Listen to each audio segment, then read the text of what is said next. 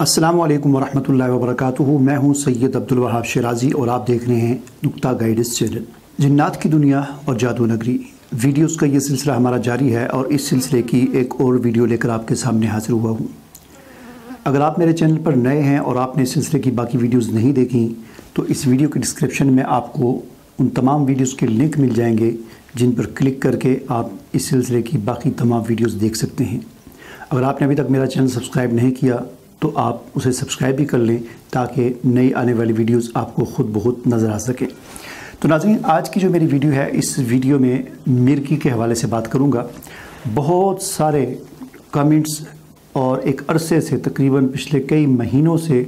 मुसलसल बहुत सारे लोगों के कमेंट्स आ रहे थे कि मिर्गी के हवाले से भी बात करें। ख़ास तौर पर हकीम इकबाल साहब की वीडियोस के नीचे कमेंट्स आ रहे थे कि हकीम इकबाल साहब मिर्गी का इलाज बताएं। और मुझे भी पर्सनली बहुत सारे लोगों ने कहा, तो मैंने हकीम साहब से बात की तो हकीम साहब ने फरमाया कि मिर्गी के हवाले से चूँकि उसके हवाले से मुझे ज़्यादा मालूमात नहीं है तो इसलिए मैं उस पर बात नहीं कर सकता। ज़ाहिर बात है हकीम साहब सिर्फ़ वही नुस्खे बताते हैं या उन्हीं अमराज पर बहस करते हैं जिन पर उनको अबूर हासिल होता है और उनका जो पिछला 20 से 30 साल जो तजर्बा है और उन्हीं के हवाले से वो अपनी राय भी देते हैं और उन्हीं अमराज के हवाले से वो बात भी करते हैं और अपनी जो भी उन्होंने नुस्खे वगैरह देने होते हैं देते हैं। तो मिर्गी के हवाले से उनका ये फरमाना था कि इस हवाले से मुझे ज़्यादा मालूमात नहीं है, लिहाजा मैं इस पर कोई भी अपनी राय नहीं दे सकता। बहरहाल फिर मैंने इस बारे में सोचा कि चूँकि मिर्गी का मेरा जो एक मिर्गी का पहलू वो है जो तिब के साथ जिसका ताल्लुक़ है, यानी उसको हम उज़वी मिर्गी कह सकते हैं। मिर्गी की चूँकि दो अक़साम हैं, एक होती है उज़वी मिर्गी यानी जिसका ताल्लुक़ जिस्म के साथ जिस्मानी हम कह सकते हैं या तिब के साथ जिसका ताल्लुक़ होता है, और एक मिर्गी होती है जिन्नाती मिर्गी। तो हकीम साहब चूँकि तिब के हवाले से बात करते हैं, उनकी जो वीडियोज़ होती हैं वो तिब के हवाले से होती हैं और मेरी जो वीडियोज़ होती हैं ज़्यादातर जो आजकल जो मेरा सिलसिला चल रहा है वो जिन्नात और जादू के हवाले से है। और मिर्गी चूँकि दो किस्म की होती है, एक का ताल्लुक़ तिब के साथ होता है और एक का ताल्लुक़ जिन्नात के साथ होता है। और यहाँ पर मैं आपको ये भी वजाहत करना ज़रूरी समझता हूँ कि मिर्गी के जितने आपको लोग नज़र आएंगे या मरीज़ नज़र आएंगे उनमें 90% मिर्गी के जो मरीज़ हैं वो जिन्नाती मिर्गी का शिकार होते हैं। सिर्फ 5 से 10% ऐसे मरीज़ होते हैं जो उज़वी मिर्गी जिसको हम कह सकते हैं, यानी जिनके उज़्व के अंदर दिमाग के अंदर या जिस्मानी या तिब्बी लिहाज से जिनको कोई मसला होता है और वो मिर्गी का शिकार होते हैं। बाकी 90% मिर्गी के जो मरीज़ होते हैं वो जिन्नाती मिर्गी का शिकार होते हैं। तो ये वो बुनियादी जो बात थी जिसमें मैंने आपको ये भी समझा दिया कि मिर्गी की 2 किस्में होती हैं, इसलिए मैंने ये मुनासिब समझा कि इस हवाले से आपको थोड़ी सी मालूमात फ़राहम कर दी जाएँ। तो मैंने आपको जैसा कि बता दिया कि मिर्गी की 2 किस्में होती हैं। अब ये जो उज़वी मिर्गी होती है, उज़वी मिर्गी का मतलब ये है कि कोई आदमी मसलन किसी को चोट लग गई, गिर गया कहीं से, दिमाग पे चोट लगी और उससे दिमाग के अंदर खलल आ गया और उससे उसको दौरे पड़ने शुरू हो गए, ये उज़वी मिर्गी है। या बाज़ औक़ात किसी को पैदाइशी तौर पर भी कोई दिमाग के अंदर खलल होता है, या बाज़ औक़ात कुछ ऐसे अवारिस ज़िंदगी के अंदर लायक होते हैं, कुछ ऐसे मसले मसाइल होते हैं जिनकी वजह से दिमाग जो है वो आहिस्ता आहिस्ता उसके अंदर खलल वाक़ होना शुरू हो जाता है। दिमाग के अंदर अजीब तरह तरह की जो गैसें हैं वो जमा हो जाती हैं, उसकी जो यानी रास्ते हैं, रगें जो हैं वो जाम हो जाती हैं जिससे ये दौरा पड़ता है। इसको कहते हैं उज़वी मिर्गी।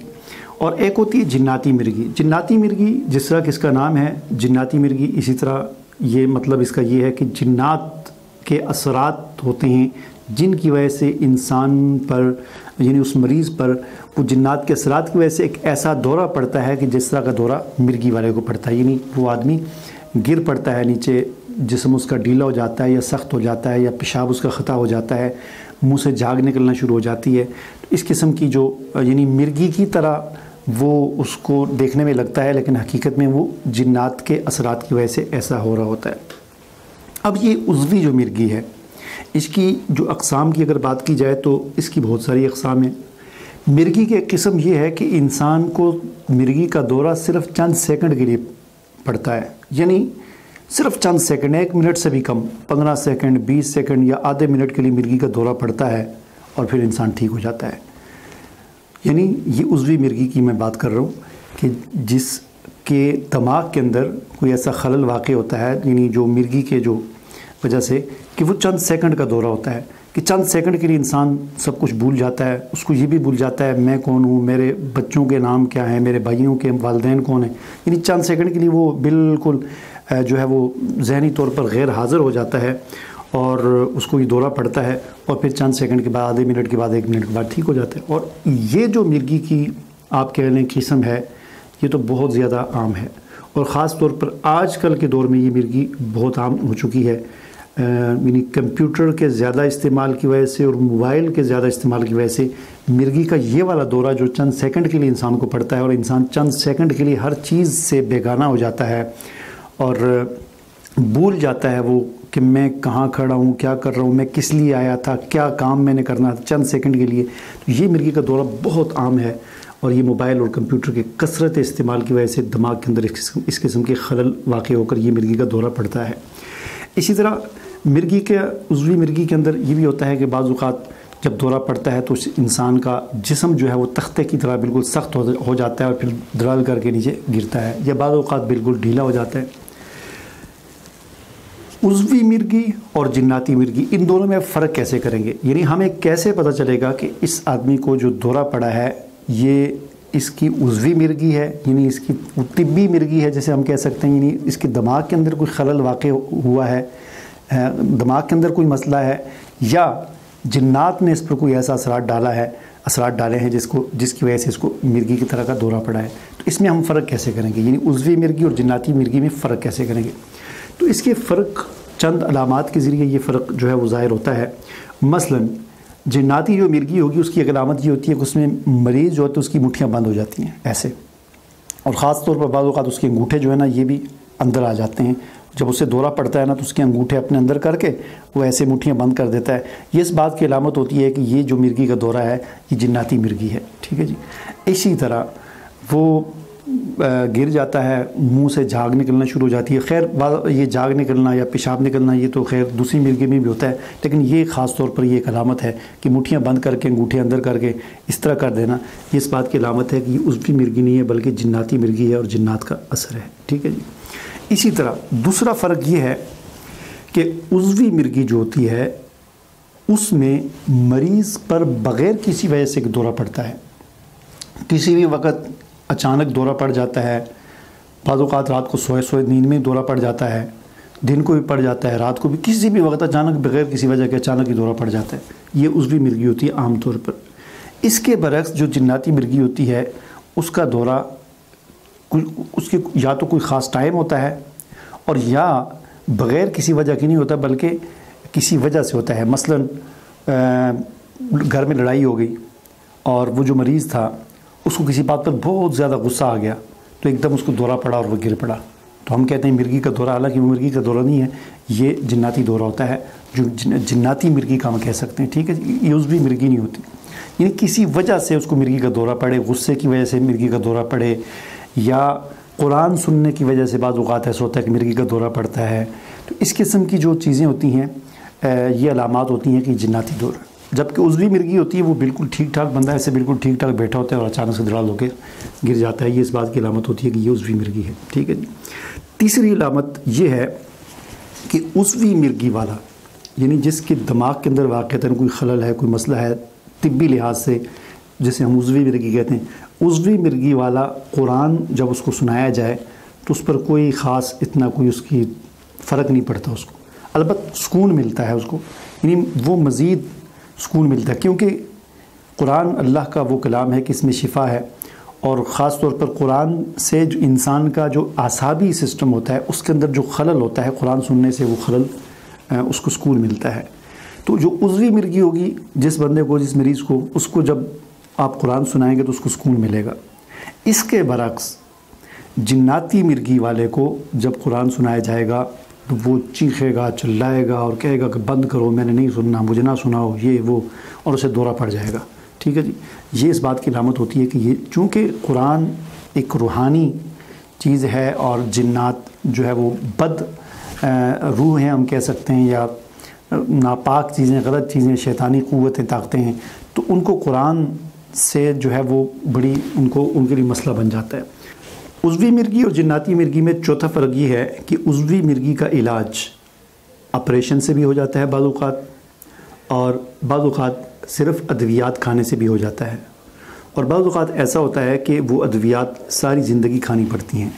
یعنی عضوی مرگی ایسی ہے کہ یہ کبھی تو یہ ٹھیک ہو جاتی ہے، لیکن کبھی یہ ساری زندگی ٹھیک نہیں ہوتی۔ جب تک آدمی ادویات کھاتا رہتا ہے ٹھیک رہتا ہے، ادویات چھوڑتا ہے تو پھر وہ اس دورے کا شکار ہو جاتا ہے۔ تو یہ عضوی مرگی ہوتی ہے۔ اس کے برعکس جو جناتی مرگی ہوتی ہے اس کا علاج جن کے نکلنے کے ساتھ ہو جاتا ہے۔ یعنی اس جن کو، جو جنات اس کو تنگ کر رہے ہیں یا دورے کا باعث بن رہے ہیں، ان جنات کو بھگا دیا جائے یا ان کو نکال دیا جائے تو وہ آدمی بالکل ایسے نارمل انسان کی طرح ہو جاتا ہے جیسے اسے کچھ ہے ہی نہیں ہے، ٹھیک ہے۔ جبکہ عضوی مرگی والا بالکل نارمل انسان کی طرح نہیں ہو سکتا، وہ یعنی وہ کچھ نہ کچھ اس کے اندر مسئلہ معمولی سا رہتا ہے۔ اگر بالکل صحت یاب ہو جائے، کبھی کبھی کچھ ہو بھی جاتے ہیں لیکن زیادہ تر بالکل صحت یاب نہیں ہوتے، جبکہ جناتی مرگی والے بالکل صحت یاب ہو جاتے ہیں۔ جب ان کا وہ جن کے اثرات ختم ہو جاتے ہیں تو بالکل اس میں اور ایک عام انسان میں کوئی فرق نہیں ہوتا، چونکہ وہ جن کی وجہ سے ہوتا ہے، جن چلا گیا تو بات ہی ختم۔ جبکہ عضوی جو ہوتی ہے اس میں چونکہ وہ دماغی مسئلہ ہوتا ہے تو وہ بعض اوقات ٹھیک ہوتا ہے، بعض اوقات مکمل ٹھیک نہیں ہوتا، آدھا ٹھیک ہوتا ہے، اور بعض اوقات اس طرح مسئلے مسائل۔ تو یہ یعنی چند ایک چیز۔ اب سوال یہاں پر یہ پیدا ہوتا ہے کہ جی جناتی مرگی کا علاج کیسے کیا جائے؟ تو جناتی مرگی کا علاج وہی علاج ہے جو جنات کا علاج ہے، یعنی جو قرآنی دم ہیں، سورہ فاتحہ ہے، سورہ بقرہ ہے، اور دیگر ایسی آیات ہیں جن میں جو ہے وہ جادو کا تذکرہ ہے، جیسے سورہ طٰہٰ کی آیات ہیں، باقی کچھ صورتوں کی آیات ہیں، سورہ مومنون کی آخری آیات ہیں، اور خاص طور پر معوذات قل هو اللہ احد، قل اعوذ برب الفلق، قل اعوذ برب الناس ہے، آیت الکرسی ہے۔ یعنی یہ ساری چیزیں رقیہ شریعہ، یعنی رقیہ شریعہ وہ آیات، یہ ساری آیات جو مختلف قاریوں نے پڑھی ہوئی ہیں، میری آواز میں بھی میری اس میں ہے چینل پر پڑھی ہوئی ہے، 18 منٹ کی آواز میں آڈیو ریکارڈنگ ہے۔ تو اس قسم کی یہ آیات کو پڑھ کر دم کرنا، خود مریض بھی پڑھے، وہ نہ پڑھ سکے کوئی اور پڑھ کے دم کرے، اور مسلسل اس مریض کو سناتے رہنا جب تک کہ وہ جن اس کی جان نہ چھوڑ دے، یہ اس کا علاج ہے۔ اس سے پھر وہ ٹھیک ہو جاتا ہے، صحت یاب ہو جاتا ہے۔ جب صحت یاب ہو، اب یہاں پر ایک اور سوال یہ پیدا ہوتا ہے کہ چونکہ پہلے بھی ویڈیوز کے اندر جنات کا تذکرہ ہوتا رہا اور یہاں پر بھی کہ یہ جنات انسان کے ساتھ لگتے کیوں ہیں؟ دیکھیں یہ اس کی دو وجہ ہوتی ہیں۔ ایک وجہ اس کی یہ ہوتی ہے کہ انسان پر اللہ تعالیٰ کی طرف سے آزمائش ہوتی ہے، اور ایک وجہ انسان کی اعمال بد کی سزا ہوتی ہے کہ انسان برے اعمال کرتا ہے۔ تو ہمیشہ یاد رکھیں کہ جو انسان پاک صاف رہے، اللہ اور اس کے رسول کا متبع رہے، شریعت کا فرما بردار اور متبع رہے،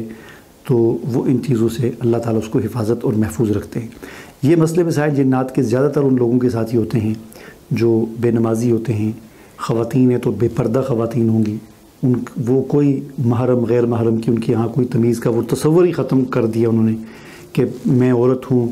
مجھے پردہ کرنا چاہیے۔ غیر محرم اللہ کے رسول کا حکم ہے کہ میں اپنے آپ کو غیر محرم مردوں کے سامنے اپنا چہرہ، اپنا سر یہ ننگا نہ کروں۔ تو یہ تصور جب ختم ہو جاتا ہے خاص طور پر، تو پھر ایسی خواتین کے ساتھ یہ مسئلے مسائل بہت زیادہ ہو جاتے ہیں، تو یہ اللہ کی طرف سے ایک عذاب ہوتا ہے ان پر۔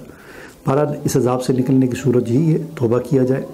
اور پورے طور پر اللہ اور اس کے رسول کے دین کی اتباع کی جائے، فرما بردار بنا جائے، قرآن پاک کی تلاوت کی جائے، قرآن پاک کو ترجمے کے ساتھ پڑھا جائے اور اس پر عمل کرنے کی کوشش کی جائے۔ مجھے امید ہے کہ جو بات میں آپ کو سمجھانا چاہتا تھا وہ آپ کو سمجھ آ گئی ہوگی۔ مجھے اجازت دیجیے، اللہ حافظ۔